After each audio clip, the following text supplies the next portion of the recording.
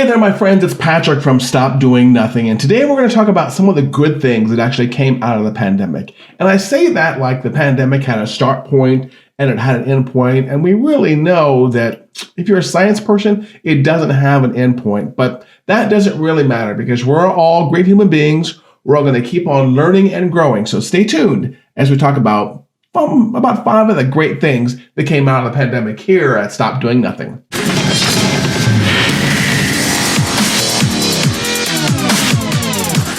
Hey, welcome back again. This is Patrick Allmond from Stop Doing Nothing, and today I'm going to cover 5, I was going to say great things, but let's just say pretty cool things that came out of the pandemic. Now, real quick, if this is your first time here at Stop Doing Nothing, I run a marketing agency, but I also cover self-improvement and things that I've learned over the past 2 or 3 decades that I want to communicate to you to make you a better person, to help you make more money, to help enrich your life, to help with your physical and mental wellness. And I drop, a podcast and a YouTube show about once or twice a week. So please make sure if you're on YouTube that you click subscribe below and hit the bell, ding, ding, to get notified. And if you're more of a listener, make sure you subscribe at stopdoingnothing.com/podcast. And of course, we're available on iTunes and every place else. And lastly, if you're more of a reader, you can hop on over to the blog at stopdoingnothing.com and just pick the blog menu option and read the text of what I'm talking about here. Now, we're going to go kind of fast. I don't do long shows sometimes. So here are what I consider the 5 good things that came out of the pandemic. Not great, not awesome, not amazing, just, when it comes to perspective, 5 decent things that came out of the pandemic. Okay, number 1 is we all became a little more independent. Now, what does that mean? Well, a lot of people had jobs and they had to drive in every single day and drive back and live on the highway. And we just kind of we were a little bit more dependent on our physical location being, kind of what qualifies us to do a job. And what we learned as a result is, maybe we can work from home a little bit. Maybe I don't need to be in the office. Maybe, if my job is somewhat dependent or if my finances are somewhat dependent on my physical location someplace, maybe I can come up with another job or another skill or something where I have a little bit more independence. Maybe I can make money off of my brain. Maybe there's a way to live my life that doesn't require me to, spend an office job 9 to 5 inside of a conference room someplace. So I think that when kind of push came to shove and we were desperate for certain things during the pandemic, we got a little bit more creative and a little bit more independent with our thoughts, the way we made money, the way we ran our lives. We just realized that we could be more flexible than we had been in the past. So it forced us to learn some new skills also, which is another point I'm going to get into. We learned more about technology. We learned more about how to get things done online that were kind of optional online, where, they weren't optional anymore. And things like that. So we just became a little bit more independent thanks to technology and thanks to, we kind of had to do that push come to shove thing and figure out a way to get things done when we had no other options. If you couldn't go into the DMV and stand in line and be within 6 feet of people, then you had to come up with a way to get that done. So we became a little bit more independent, and I think we are better off for it. The second point I want to cover with you is that if you were a person who wasn't that great at technology, or you were just so, all of a sudden the pandemic forced you to get a lot better at technology. You can't see it here in my home office, but at the beginning of the pandemic, when I realized I was going to be doing a lot less things in person, I dropped a couple grand on making a halfway decent home studio. And if you look behind me into that side or that side, you notice that, the camera is pretty good, the lighting's pretty good, things are pretty good. Why? Because I had to. I had to get better at technology. And for someone like me who lives in the world of technology, it was pretty easy to adapt and get better at technology. That's no big deal. But for people like my mom or other people out there who are technophobes, who really don't want to get anywhere near technology, well, you know what? They all of a sudden had to get out their iPads, get out their iPhones, and take advantage of all the technological things that are offered in those devices. Companies like Apple and Samsung and Dell and Microsoft have been making technology better and better for us over the years to make our lives easier, and they drop in cool features which we use sometimes, but all of a sudden we had to use those features more. They weren't optional anymore, they were required. So we had to learn how to do stuff like buy our groceries online. Before, that was convenience for a lot of people, but all of a sudden it became a matter of life and death. And so if you were someone who was maybe immune compromised, or it wasn't very safe for you to go out during the highlight of the pandemic, or if you're someone who was maybe a baby boomer and you're a little bit older and you're more of a high risk, well, guess what? All of a sudden, you can install a grocery app on your phone and shop. Before it was optional, all of a sudden it became kind of a required thing. We learned how to have meetings online. Oh my goodness.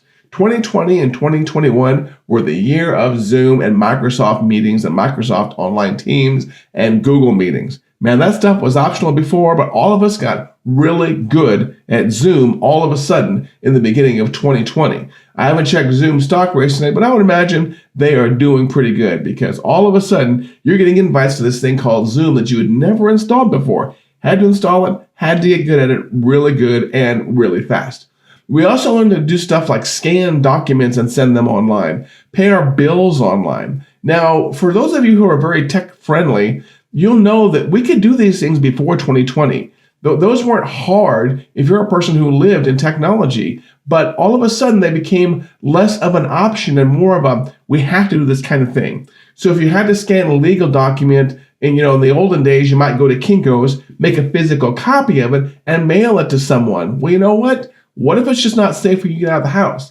Then what do you have to do? You got to use your trusty iPhone. Got to keep mine right here. Take a picture of that document, scan it, turn it into a PDF, and email it to somebody. Things like that were second nature for some of us, all of a sudden, your neighbors, your friends, and your family who are not so technologically friendly had to learn how to do that stuff and make it required. So we got a little bit better at paying bills and doing things online. So that's number 2. We got better at technology. Number 3, on the flip side of the consumers getting better at technology, all of a sudden companies had to get better at providing us technological services via technology. Companies like grocery stores or utility companies or pet stores or all these places that were kind of dabbling in the world of online ordering and dabbling in the world of product delivery, they had to get really good really fast. So, I have to admit, we would on occasion order groceries from, a grocery store online before the pandemic started. Not always. I was still a fan of going in the grocery store, but I can promise you that once the pandemic hit its height, or its peak, if you will, that's almost all we did. We didn't go to a grocery store at all. There was probably a good 9 to 11 months there where I didn't step inside of a grocery store at all. I wanted to, and that's kind of the odd thing nowadays is, you know what, I can get stuff delivery, but I want to go inside of a grocery store and I want to go inside of a gym. I want to be around people, but we had no choice. So the grocery stores had to get better at delivering this stuff to us. It was obviously a great time to run the company Amazon because all of a sudden everything in the world that you could possibly want, you could get delivered by Amazon. I'm going to say that 2020 was the year of the Amazon box being on your doorstep every single day. I don't know about you, but there are periods of times in my house where there's an Amazon delivery every single day or every other day. And all of a sudden your garage gets stacked up with Amazon boxes. Same thing with stuff like coming from your pet store, or even the basics like toilet paper or air filters or coffee, or in my case, I have a big giant thing of protein shake that I drink every single day. All of these things that were kind of convenient before became necessities in order for businesses to stay in business. And this is very true of your local restaurants. And this is what was somewhat of a challenge, is it actually broke some local restaurants.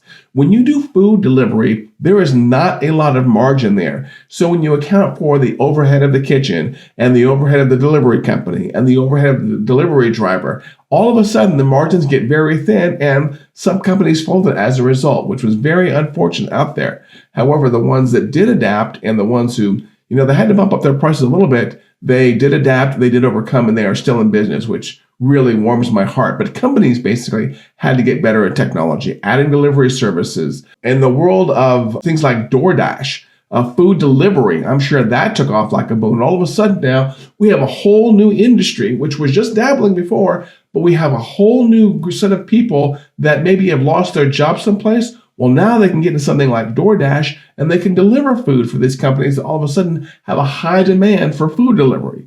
I wouldn't go as far to say I've ordered, just a single bagel before, because I've seen that in a comedy skit on the internet. But there are things where I have ordered like a single meal before. I just make sure it's it's enough for it to be 2 meals. So like something from Jimmy John's, or if I want to order barbecue, I'm going to make sure it's going to be 2 or 3 meals worth of barbecue.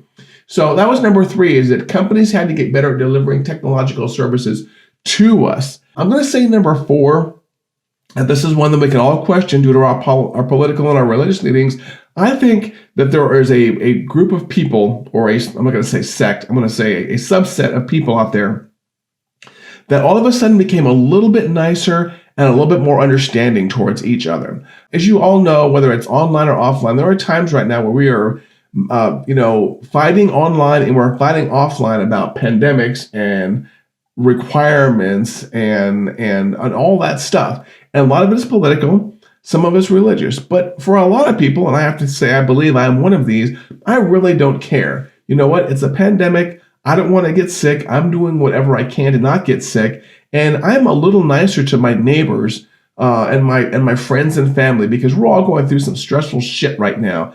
And, I think that during this time, those people who were able to take a deep breath and have an understanding that it's just as hard for my neighbor or my mom or my dad or my sister or my wife or my daughter or my son. It's just as hard for them as it is for me.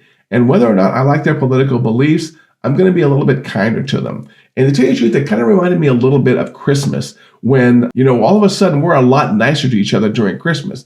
I would say right now, and definitely in the beginning of the pandemic, there was a group of people out there where we were just a little bit nicer to each other. I could walk out in my front yard or exercise going down the street, and we were just a little bit nicer to each other. We may not walk on the same side of the street because it wasn't healthy, but we'd walk across the street from each other, and we may laugh a little bit because we're all walking with masks. But we're just being a little bit more understanding and a little bit more forgiving, because we all realize that we are just, you always hear that people, be careful, be kind to everyone, because everyone's going through some crap.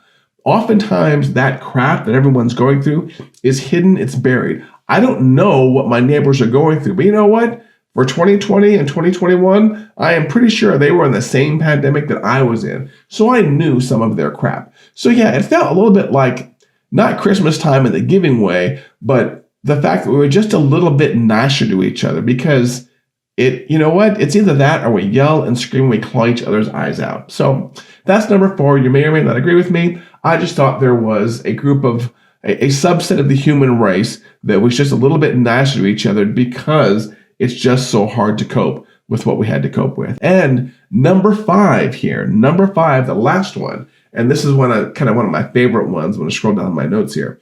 Number 5. So it looks like number 2, I was talking about you got better at technology if you weren't already good at technology. Number 5, if you were someone who was pretty great at technology, man, this was your time to shine. You're training people how to use Zoom. You're training people how to use Microsoft Teams. You're helping people buy microphones and mixers and lights and cameras and stuff. I was kind of into this stuff before 2020 came. I've done some work in recording studios. I've done some video work. I'm on TV on a regular basis. So I had a good foundation of lighting and sound management and how to build like a little miniature home studio. So I dumped a good chunk of money in the beginning of 2020 to make a decent home studio. But what I noticed is, that skill that I had, most people didn't have. So I would be on Zoom calls with other entrepreneurs, other people working from home, other professional speakers, and I would get asked a lot of times, how do I do this? How do I have good looking Zoom calls? How do I share documents? How do I collaborate on spreadsheets and Word documents remotely? How do I share my screen so I can do remote training? How can I, stand up and wear a microphone so I can teach the group of 50 people that I was supposed to fly to and teach? How can I teach them from my home office? There was a lot of demand for people like me that were really good at technology. People like my mom would want to know, how do I order the stuff online? How do I have it delivered a certain way? How do I have it delivered overnight? Just so if you were someone who was really good at technology, 2020 was your time to shine. All of a sudden, we became educators of technology, and we showed people how they can do things online. So before then, if there was somebody who was a little bit older who wasn't used to scanning documents, and I keep looking down because I have a paper document right here in front of me and my phone, Normally, using the example I had used earlier, we may have had somebody who may have been used to just taking a paper document and driving it down to Kiko's, making a copy and mailing it. Well, all of a sudden, those of us who live in technology all the time know that, if I use Dropbox and I use my phone right here and I take a picture of a document, Dropbox will turn that into a PDF and I can email that to somebody. So if I have to get documents to my attorney, or I have to get documents to someone at the government level, or someone needs a copy of my driver's license, I can do that now using technology. So number 5, again, is it was really a boon for those of us who had embraced technology over the years.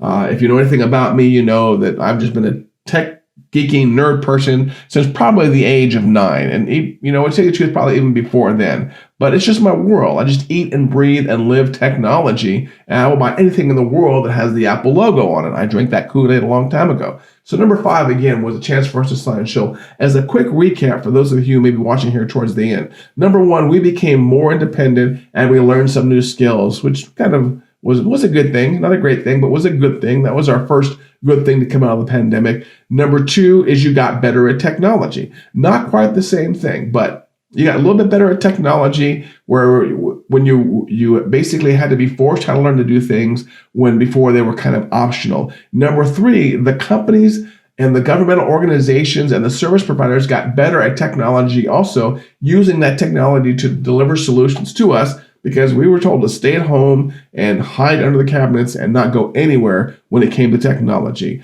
Number 4 was it was all of a sudden Christmas time, and the fact that we were nicer to each other. We were nicer in a car ride. We were nicer passing our neighbors on the street. We were nicer at times when we did have to go to a physical building and being next to someone. I think we were just a little bit nicer. Some people got a little bit more mean, but a lot of people I know were a little bit nicer, just a little bit more understanding. Again, because we just all realized that this was a ton of crap we had to deal with. And number 5, again, as a quick recap, if you knew technology already, then this was your time to shine. You became a trainer. People hired you to teach them how to do great things like home meetings or live streaming. Oh, that's something else. Yeah, live streaming became huge in 2020 and 2021, where before it was a novelty and a convenience, all of a sudden it became a requirement. So those are the 5 things I think that came out of the pandemic. I hesitate to say great things or awesome things, just 5 really cool things that came out of the pandemic. And if you're looking for a reason to say, you know what, it wasn't too terribly bad, not counting the death and the sickness and the cost of things,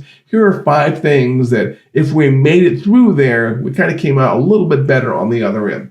So as always, I'd love your comments. Feel free to tweet me.